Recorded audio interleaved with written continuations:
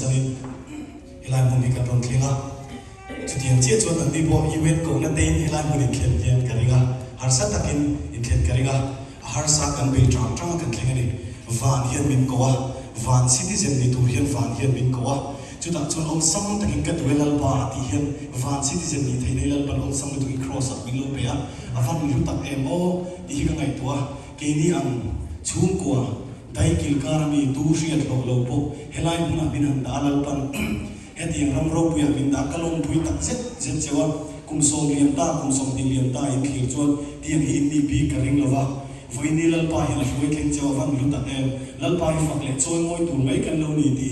alang chiang in ka sia he khovela hian thil ro pui oma thil lu oma ma se khovel a hian aral vek ni chu khovela hian aral le man vek ma he khovel thil lu zong zong te thil lu a rut na po hilal isu a pop ni ka sia a tel lo hi chu eng ma hi lu zong tak lo vin ka sia thil lu ti lu tu chilal isu kan ni ka sia pathian ro pui ran ka zong zong hian fak che ngom ti la ka sanga pathian mi lo fak pui to in ka som cheu ni